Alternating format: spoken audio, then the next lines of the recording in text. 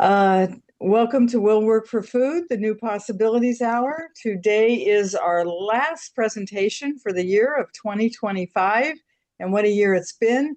It is December 18th, 2025. And we started the year on a high note with a wonderful speaker, as are all of them. And we're ending the year on a high note with special speakers coming to us live from Ukraine. A really special treat. So thank you. As those of you who are familiar with Will Work for Food know, there is no charge for these programs. We merely ask that you if you can, make a donation to either the food bank of your choice or the food bank that is suggested by the speaker. And then let us know the amount of the donation if you can. And we're even adding hours now because so many people actually volunteer at food banks or, the charitable organizations that provide people with food.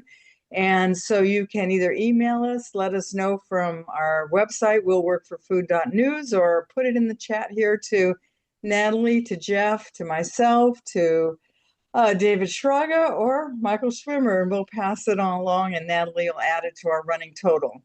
And that running total, as Jeff says, when he moderates, it's his favorite part of the program practically, or one of his most favorite parts. So our year-end number as of December 18th, 2025, 5.5 years of this.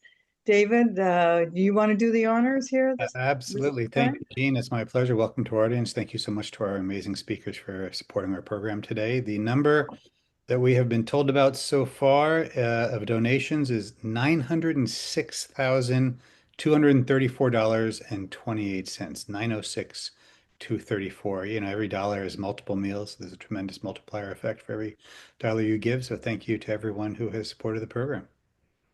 Yeah, that's just amazing. We're going to hit that $1 million figure at some point in the next few months, and your generosity is greatly appreciated. So, yeah, I see a message here in the chat. Let's make it to 1 million. Absolutely. I agree with you, Sean. So anyway, thanks for that. Okay. Well, without further ado, I'd like to introduce our speakers today. We have two speakers who are joining us. Svitlana Sergeyeva. Sergeyeva. Okay, thank you. And then Luiza Romanadze. Is that close? Yes. Okay. Well, they're coming to us live from Ukraine, and if there is an interruption, thanks to what's going on over there, then they will be back. Okay, so hang tight in the Zoom. We've already covered that. Both women are founders of the mediation program in Ukraine, managing board member in the Ukrainian Bar Association. Luiza is the president and Svitlana is the vice president. And they are here today to speak to us on the evolution of mediation in Ukraine, challenges, progress, and lessons learned. Both women have incredible resumes, if you will, CVs, and they're practicing attorneys. Luiza is a PhD professor. Svitlana is, their professional achievements go on and on. You can look at willworkforfood.news or check them out on LinkedIn and friend them or whatever it is called here on LinkedIn. And you will be in for a treat. And you can see then the laundry list of all their accomplishments. It's just so impressive. So with that and without further ado, to get them so they can speak, knowing that we're limited in time, let me turn it over to you, ladies. And if you could tell us a little bit about the food bank that you've suggested, the Food Bank Ukraine or Ukrainian Food Banks Federation. The links to both are in the chat at this point, and then the floor is yours. Thank you so much for being here. Thank you. Thank you so much, Jen, for invitation and for bringing us together. Thank you for inviting us and for creating this space for dialogue. And it's really a pleasure for us to be here today with Luiza, and a privilege to speak with colleagues and professionals who can deeply about dialogue and constructive solutions. And today we would like to share the Ukrainian experience of mediation and how it is evolved over time, including the challenges we have faced, the progress achieved, and some of the key lessons learned along the way. Mediation in Ukraine has developed in a complex legal and social context, and its evolution has been shaped by institutional reforms, professional initiatives, and more recently by extraordinary external challenges. And our goal today is not to present an ideal model, but to share practical experience that may be useful for colleagues working in different legal systems. And before we start our presentation, I would like to warn you, I can be disconnected in some moments during our webinar due to destroyed our electricity system, as my city, Odesa, was attacked by terrorist state, Russia. And if it's happened, please don't leave the conference. I'll be in some minutes. Please, next slide, Luiza.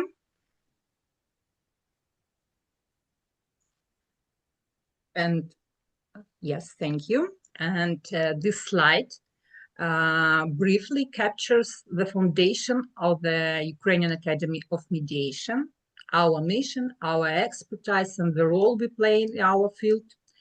We are an independent nonprofit organization working on development of mediation in Ukraine since 2014. And our work covers the full ecosystem of mediation, from promoting access to mediation and other ideas to education and professional trainings. From developing theory, methodology, practice, to supporting mediators with methodological and organizational tools. UAM is actively involved in improving the legal regulation of mediation and work closely with public institutions, courts, and professional communities. Also, international cooperation is an important part of our work. And on this slide, you can see a QR code where you can find more information about UAM and learn about the results of our activities. Please, next slide. So, when people hear the word Ukraine, many immediately think of the war, humanitarian aid, food and security, or resilience in crisis. Much less often do they think about mediation.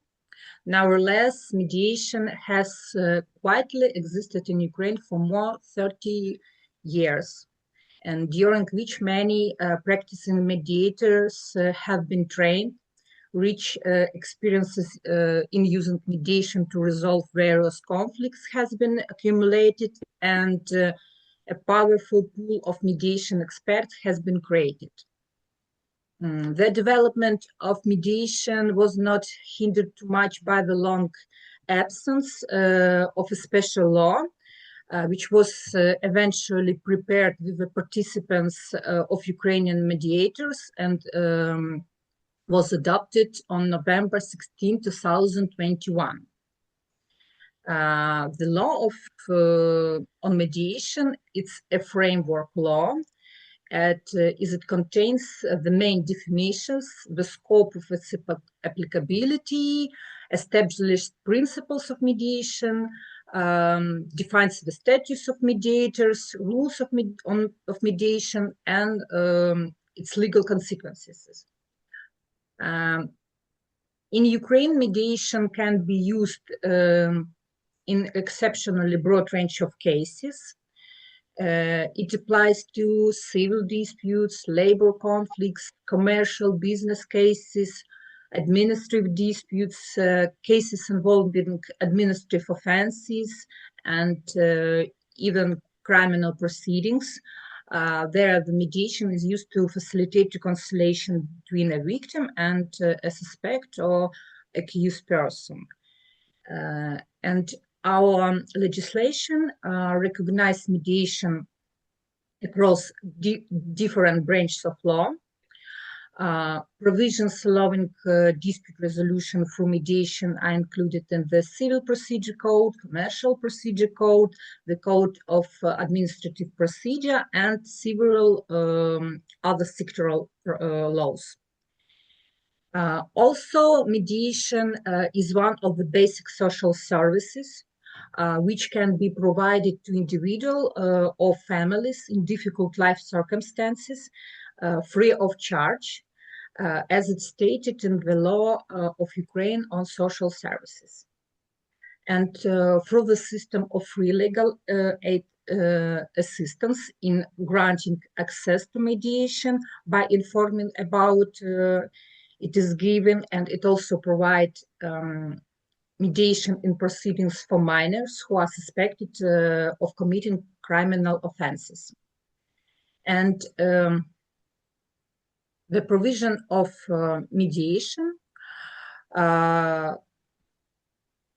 services by mediator is formalized by a mediation agreement, which can be concluded either in an oral or in written form.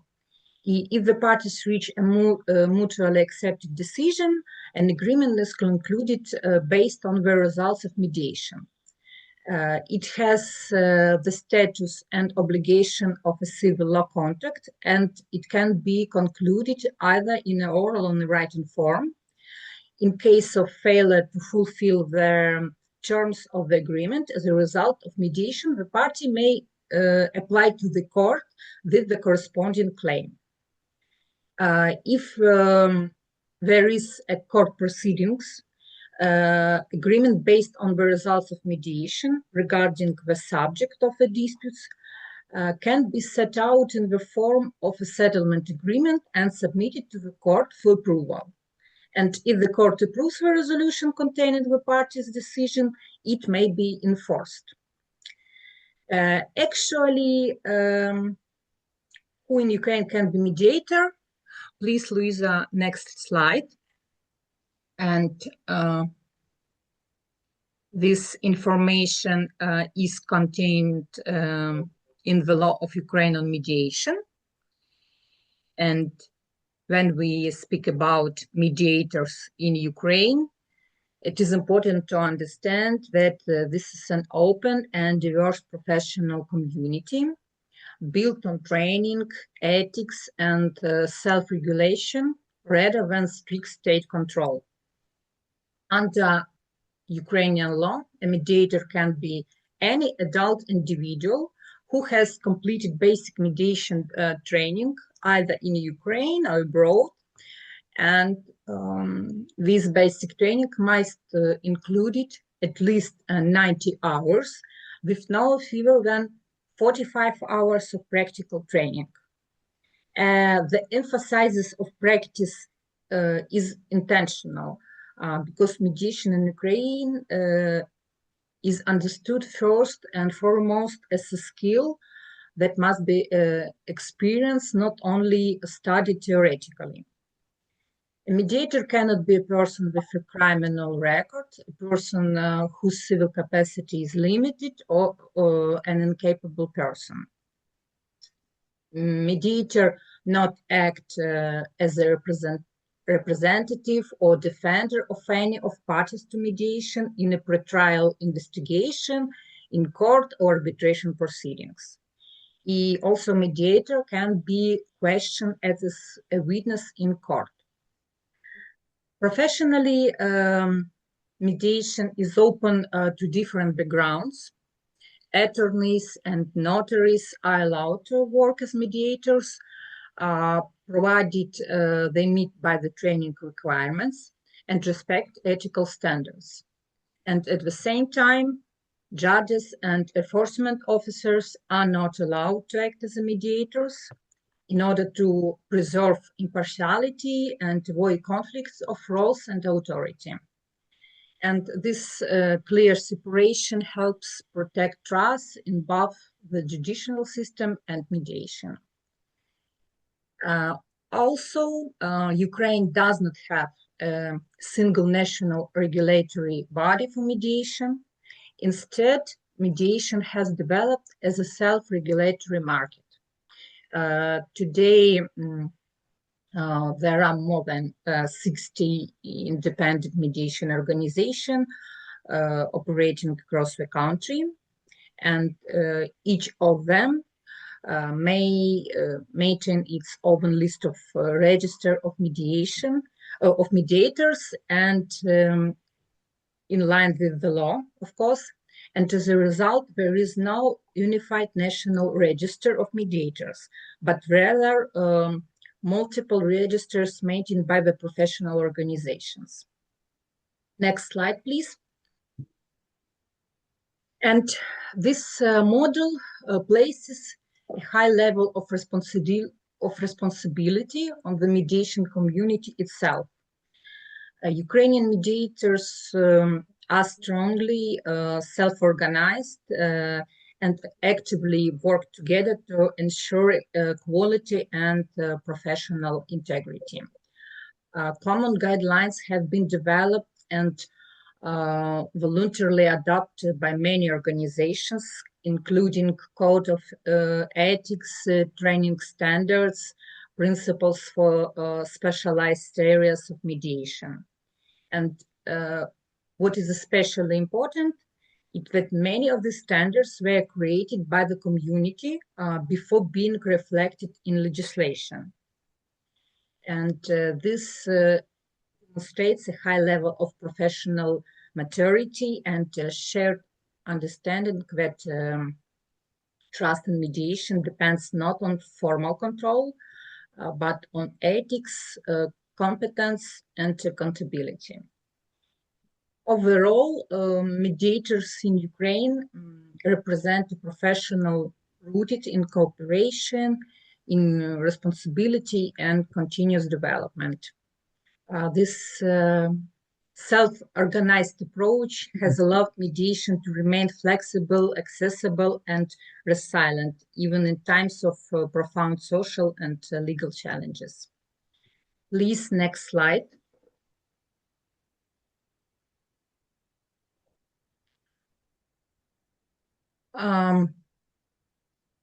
Currently, in Ukraine, mediation is implemented as an out-of-court procedure only, and at the same time, there are no mechanism of interaction between the court and mediation.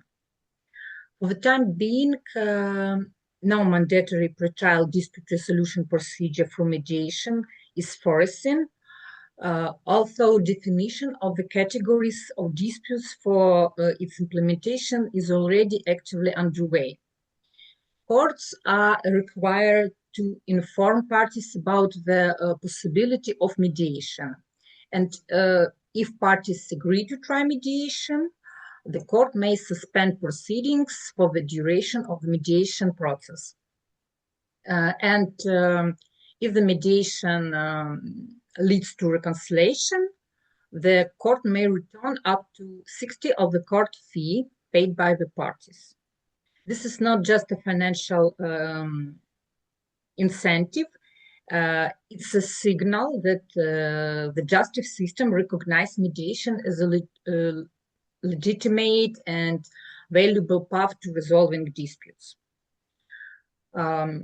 Mediation can take place before a case is filed in court, during court proceedings, during arbitration or international commercial arbitration, during pretrial investigation, or even at the stage of enforcing a court or arbitration decision. Please, next slide.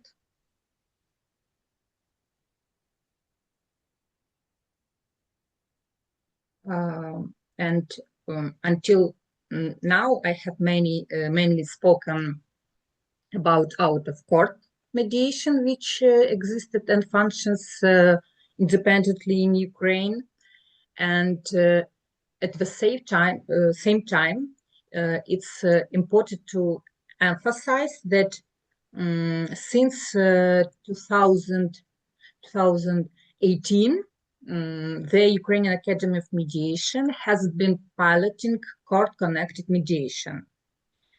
And this pilot work has been carried out in courts of all jurisdictions. Within selected court, mediation offices were established as a practical access point to mediation for court users. And through these offices, individuals and organizations coming to court are informed about mediation and may access to mediation services on a voluntary basis. And the idea behind this mediation offices is very simple. It's to make mediation visible, understandable, and practically accessible at the moment when people are already engaged in legal disputes.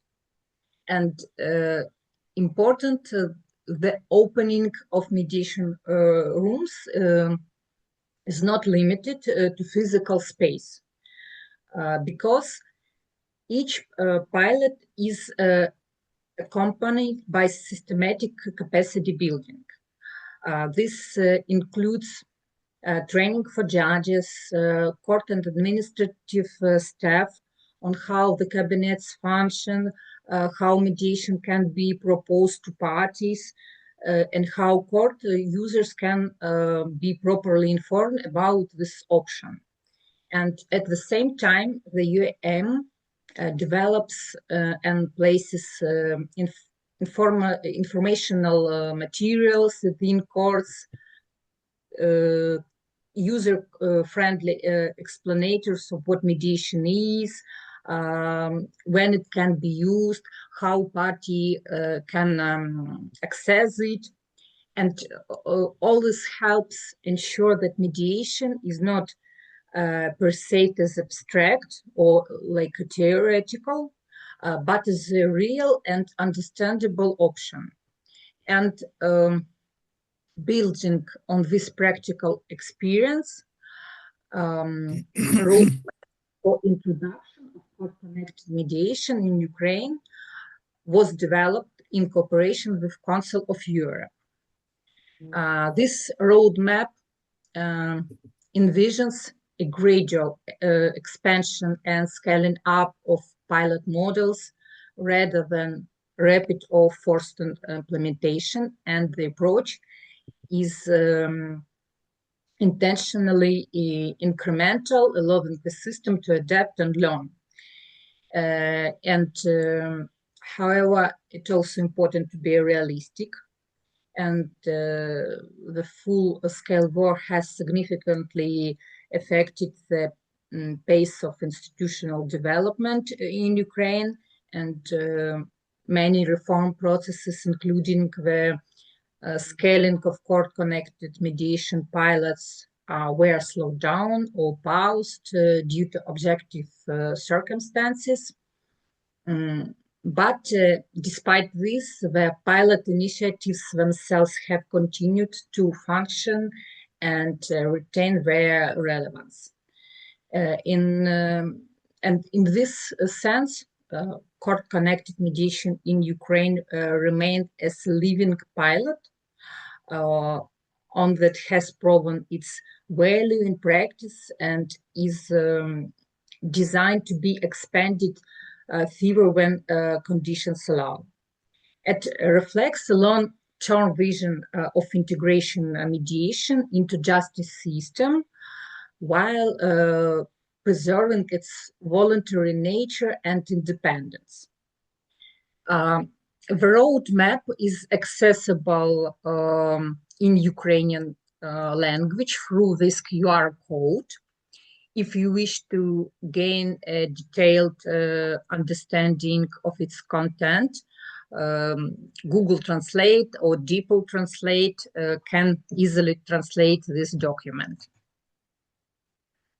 In Ukraine, there are judges who have completed professional mediation training and therefore understand the philosophy, the principles, techniques of mediation very well.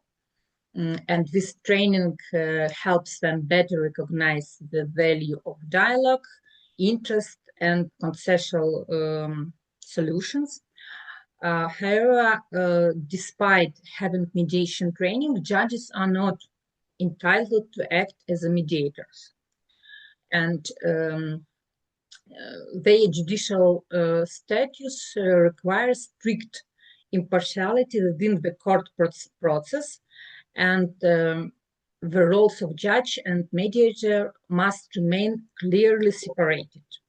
As a result, judges may support and promote mediation by informing parties about this option or encouraging its use, but they cannot personally conduct mediation in cases they hear or in any other disputes.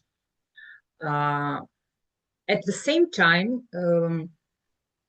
Ukrainian procedural legislation provides for separate conciliation procedure conducted with the participation of a judge.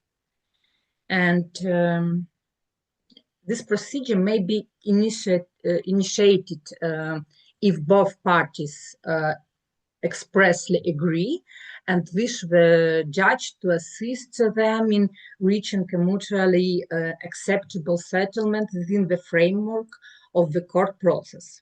And in this format, the judge does not act as a mediator, but as a judge facilitating dialogue and helping the parties explore possibilities for agreement. And importantly, there is no formal requirement for a judge conducting this conciliation procedure to have completed mediation training. However, in practice, judges who have undergone mediators training and process mediation skills, such as actively listening, interest-based questioning, managing constructive dialogue, often better equipped to conduct the procedure effectively. These skills don't transform the process into mediation, but they can significantly enhance the quality of communication and increase the chances of reaching a consensual outcome. Please, Luiza, next slide.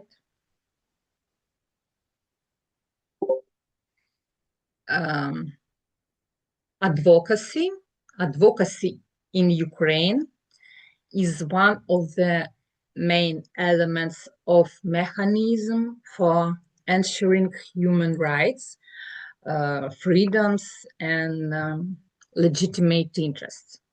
And there are currently more than 70,000 attorneys in Ukraine.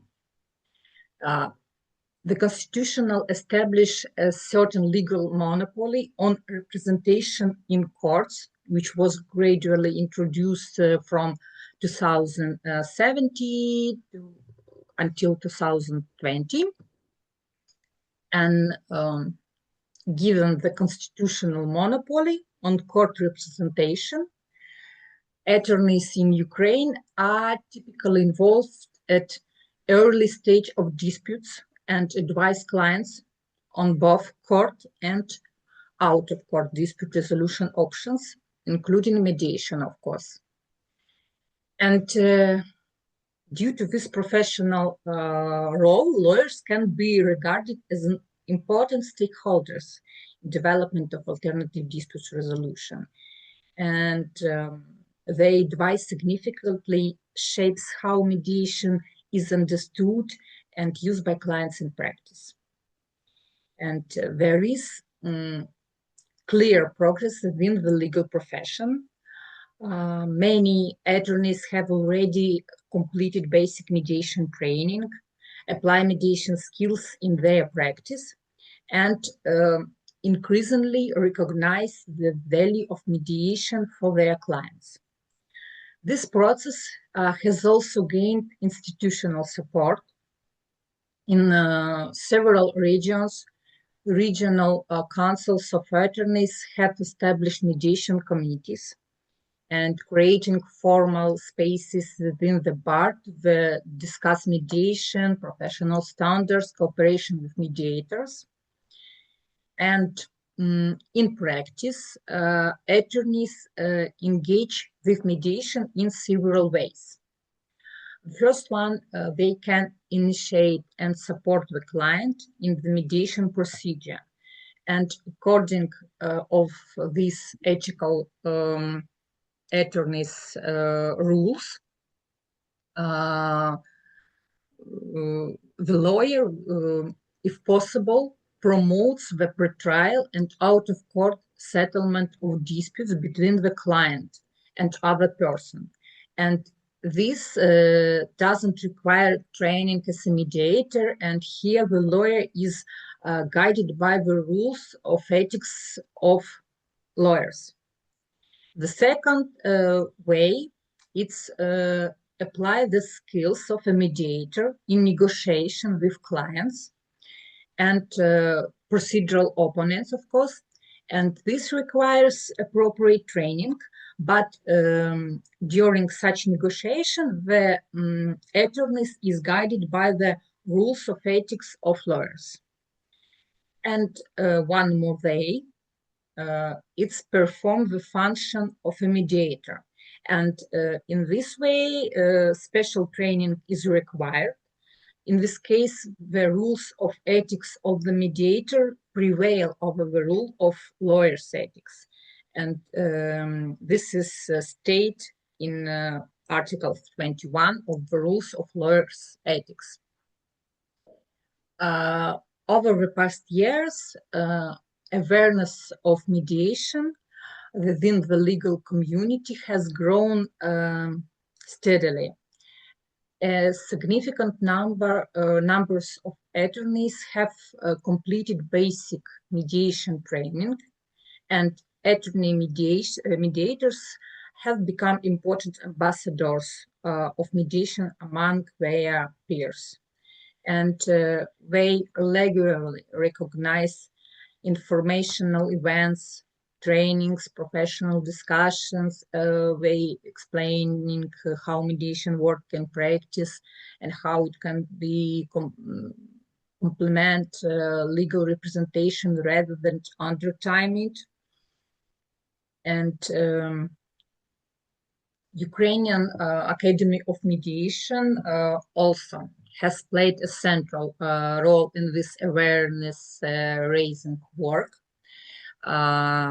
Through seminars, through trainings and informational events conducted specifically for lawyers, around 10,000 attorneys have taken part in mediation-related activities which are organized by Academy alone. For instance, we conducted free information seminars on mediation for attorneys in all 24 regions of Ukraine. This work is ongoing and continues to expand, contributing to a growing number of lawyers who either train as mediators themselves or confidently recommend mediation to their clients.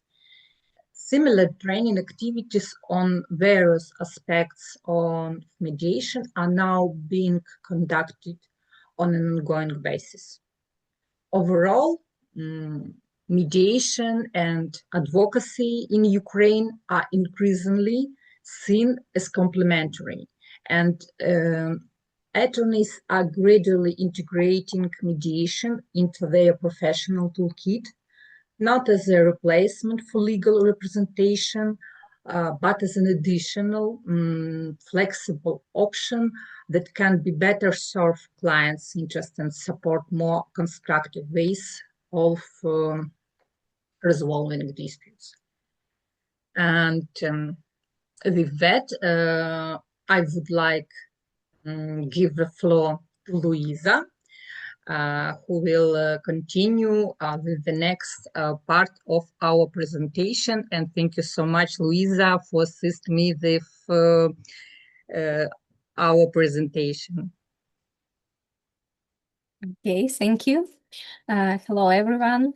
I would like to start by expressing my appreciation to the organizers and especially to Jeb, Jean, Natalie, and David. Thank you for the opportunity to speak here today. And it's truly an honor to be a part of such an important platform that combines dialogue with meaningful work in supporting food banks. So thank you, Svitlana, for the clear overview and for setting the context of where mediation in Ukraine stands today.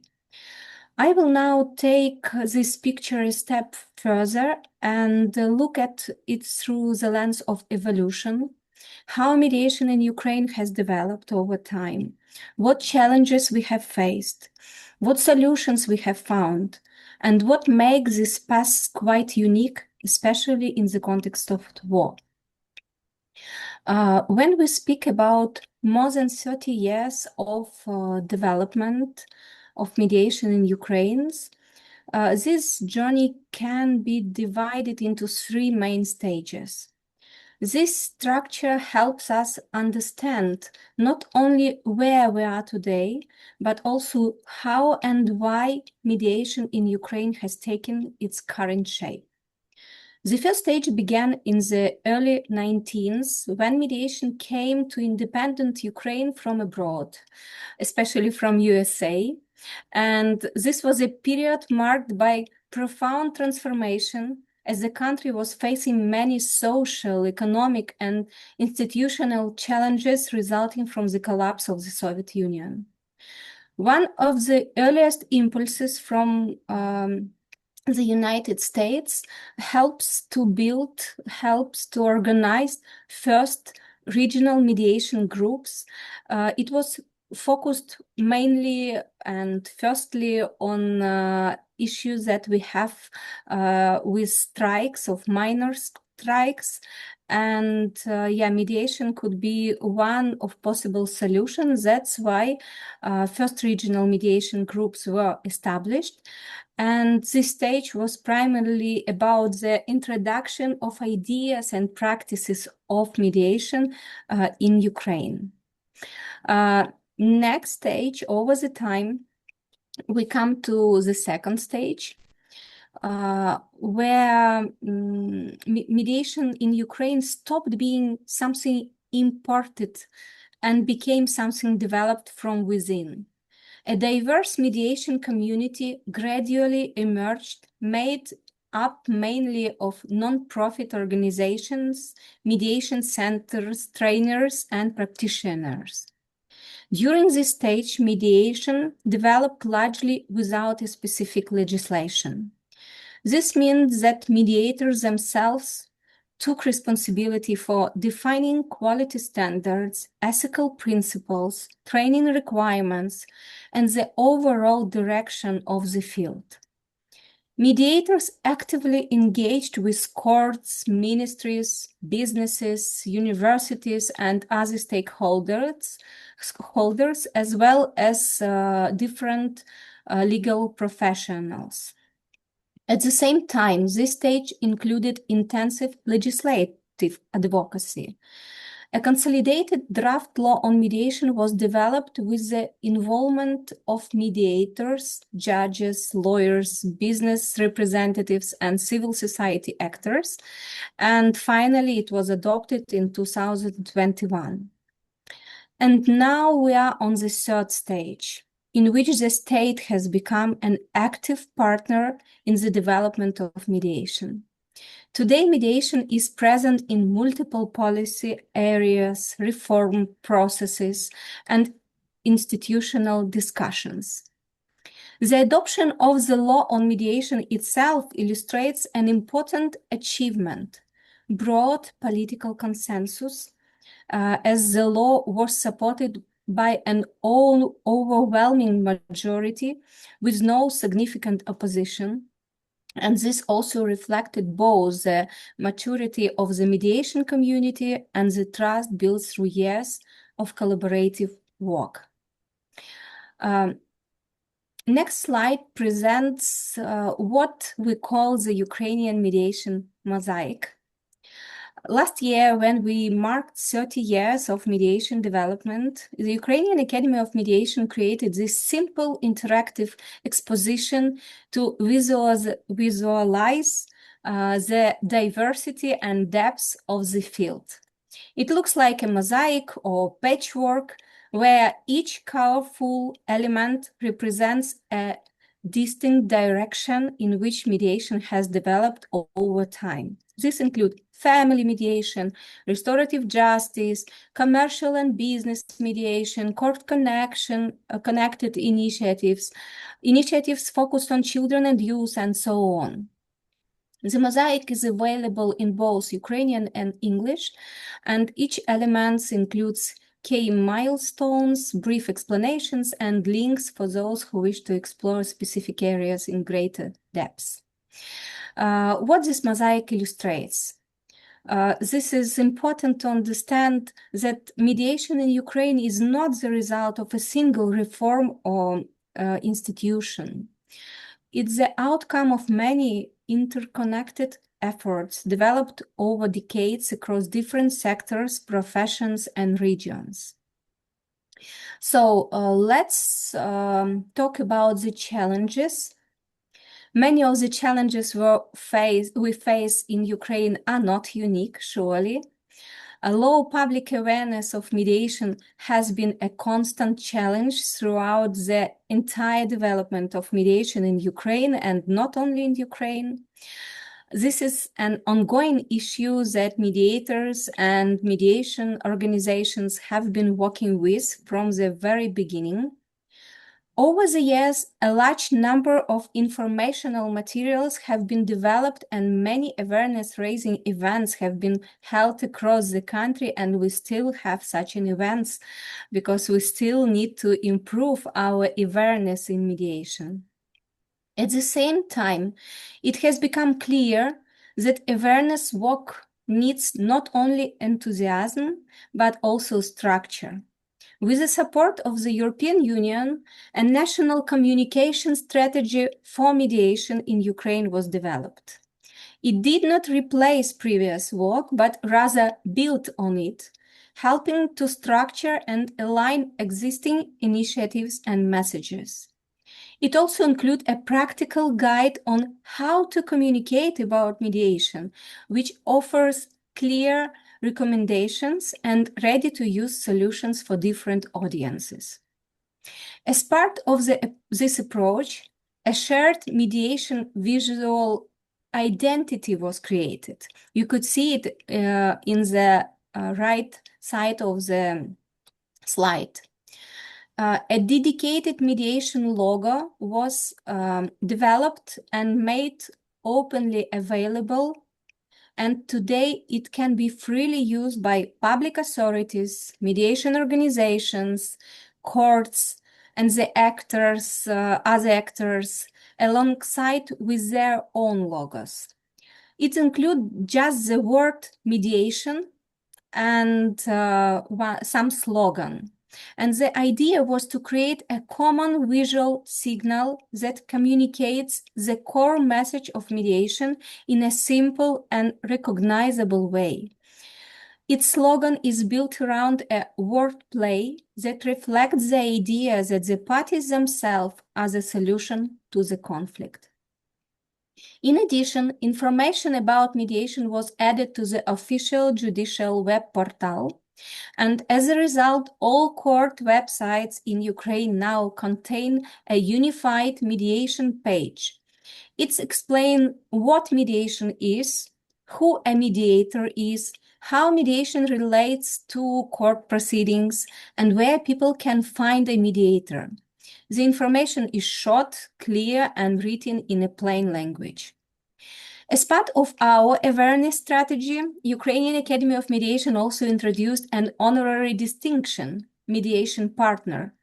This recognition is awarded to organizations and institutions that, even though they are not mediators themselves, they actively promote mediation, inform people about it, and also facilitate access to mediation services.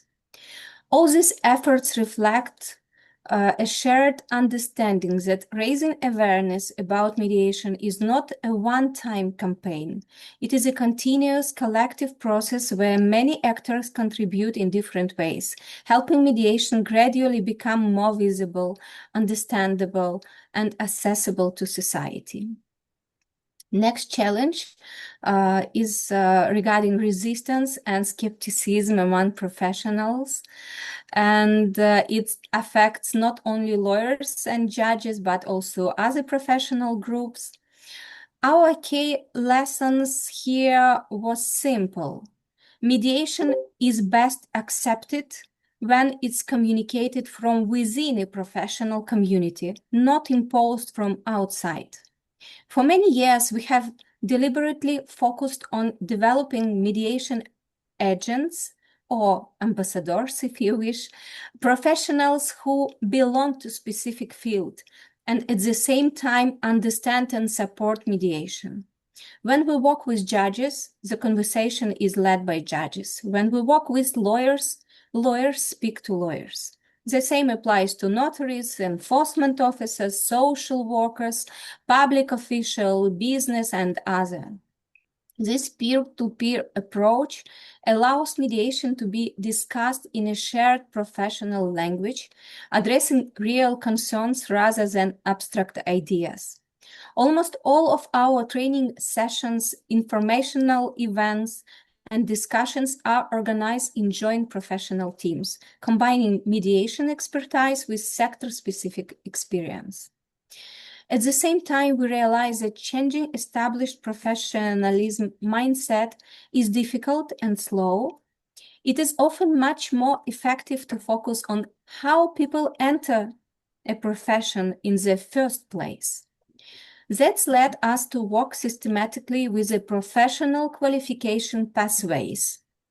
In particular, we initiated the inclusion of mediation and alternative dispute resolution topics into qualification exams for various legal professions.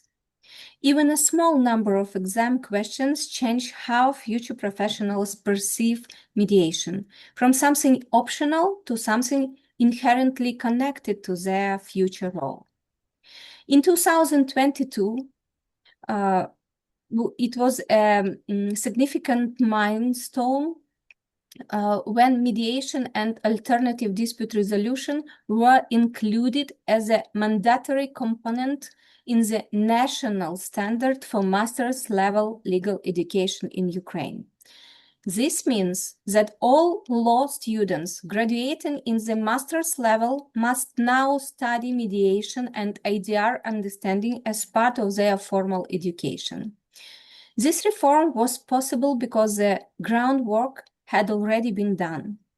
Back in 2019, the Ukrainian Academy of Mediation developed the first comprehensive textbook for lawyers titled Mediation in the Professional Activity of Lawyers, together with a full methodological package for educators, including case studies, exam questions, simulations, and teaching guidelines, freely available online and shared among the university libraries. It ensures that future judges, lawyers, notaries, and other legal professionals enter to the profession already familiar with mediation and its value. In addition, we also produce short explanatory videos tailored to specific professions. Why judges should know about mediation, why it matters for lawyers, notaries, etc. These materials are created and disseminated in cooperation with relevant professional bodies such as bar associations, notarial chambers, and judicial institutions. So I think the synergy and collaboration is a very important mark of mediation development in Ukraine. What about next challenge? This is our specific challenge, probably. It's closely linked to a deliberate choice made during the development of mediation legislation in Ukraine. By the time the law on mediation was adopted, the mediation community was already well established and diverse, with many strong organizations playing an active role. And instead of creating a single centralized body, Ukraine chose a pluralistic model, allowing different mediation organizations to coexist and develop. This approach has clear advantages, but it also creates challenges. In particular, it complicates communication with public authorities. State institutions cannot refer citizens to a single register or a single organization, as public authorities must remain neutral and avoid giving preference to any one of them. As a practical response, we developed an inter-organizational solution, the Mediation Help Platform, and it serves as an open, free, inter-organizational registry of mediators who meet the formal requirements of the law on mediation. Today, Mediation Help is widely used by courts and public authorities as a neutral informational hub. At the same time, the absence of a single self-governing body is addressed through regular coordination between mediation organizations. When common decisions are needed, coalitions and working groups are formed to jointly develop policy standards and strategic positions. Today, many different state stakeholders in Ukraine interact with mediation in one way or another, sometimes directly, sometimes only with the specific aspects of it. At a certain stage of development, this becomes a serious challenge for us. While the state is one, the directions taken by individual state institutions were often not aligned. Different ministries and sometimes even different divisions within the same ministry were developing initiatives related to mediation without being aware of what others were doing. This lack of coordination made it difficult to see the overall picture. Finding a solution was not easy, but it was eventually achieved also. In August of this year, by a resolution of the government of Ukraine, an Interagency Coordination Council of the Development of Alternative Dispute Resolution was established. This council functions as a coordination and advisory body. Within its framework, different thematic working groups operate, covering mediation, arbitration, court-related dispute resolution procedures, and other IDR mechanisms. Another challenge we have faced is limited demand for mediation in certain categories of cases. Our response to this challenge has been to move away from a generic one-size-fits-all approach and instead focus on targeted evidence-based strategies. Mediation is increasingly being added to national sectoral strategies and policy documents. For example, in the area of child-related cases and child-friendly justice, national strategies include provisions on ensuring access to mediation in matters involving children's interests. We also actively use pilot projects as a practical tool. At the national level, Ukraine has introduced and supports program on restorative justice for juveniles. in criminal proceedings on the basis of legal aid system. Across all these areas, we pay particular attention to working with the right stakeholders, judges, lawyers, legal aid providers, social services, and to build their capacity to offer mediation in a qualified and meaningful way, tailored to different types of dispute and target groups.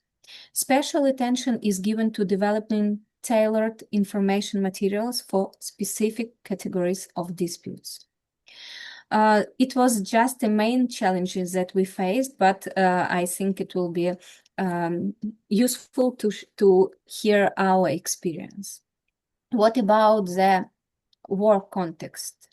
Our reality of mediation, and show we moving forward together in the sphere of development of mediation. And since the start of the full-scale invasion, mediation in Ukraine has been taking place under extraordinary conditions. Terrorist state Russia deliberately targets critical infrastructure to leave civilians without electricity, water, heating, and communication. Air raid sirens, the need to move to shelters, nearby explosions, power outages are part of everyday mediators' reality. Mediation sessions and mediation trainings are regularly interrupted or rescheduled due to security risks. For example, earlier this year, a missile strike hit 1 block away from the Ukrainian Academy of Mediation office during an ongoing training. Fortunately, it was held online and nobody was injured. But anyway, this is our reality. As a result, online mediation has become not just an option, but a necessity. It allows mediators to, and also parties, not only mediators, to choose safest location and rely on backup power solutions. At the same time, the war has generated new types of disputes, inheritance cases linked to loss of life, family separation, displacement, business relocation, community tensions, dispute involving internal displaced persons and refugees. So many new categories of cases that we have now in mediations. A key feature of mediation in Ukraine today is that mediators themselves live through the same war experience. They face the same stress, losses, and uncertainty as the parties they work with. This realities requires a serious professional response. Ukrainian mediators rapidly adapted their practice, placing strong emphasis to trauma-informed and war-sensitive approaches. Continuous learning has become essential. Special attention is now given to psychological support for mediators as representatives of helping professions. Regular interventions, supervisions, and support groups are held. Recently, a dedicated course led by Dr. Lori Layden from USA focused on presence, resilience, and working with trauma for mediators finished. Our distinctive development is a co-mediation model that reflects different lived experience of war. For example, cases involving military personnel may be handled by co-mediators, where one mediator is a civilian and the other is a veteran. Since 2023, Ukrainian Academy of Mediation has been trained veterans mediators free of charge, and now we have a quite powerful pool of mediators, veterans, who could support mediation and provide mediation services to others. I just want to add that in few words, what mediation means for us today beyond procedures, policies, and system. For the Ukrainian Academy of Mediation, a significant part of our energy and work is now focused on children and young people. we run multiple initiatives designed specifically for them, not only to support them emotionally in times of war, but also to help them develop communication skills, empathy, and the ability to deal with the conflict constructively. Programs such as Lessons of Peace and Justice, games, books, Master of Communication, all these interactive formats allow children to learn about dialogue, mediation, and justice in a safe and accessible way. For many of them, this is both support and space of growth. In these conditions, mediation in Ukraine has taken on additional role. Mediators strive to be a source of light, stability, and support, especially for vulnerable groups such as veterans, internally displaced persons, refugees, and children. Beyond resolving disputes, mediation helps rebuild trust, restore dialogue, and hold communities together in time of prolonged stress and loss. Thank you very much for your attention. Well, thank you, Svitlana and Luiza, for just an incredible presentation today.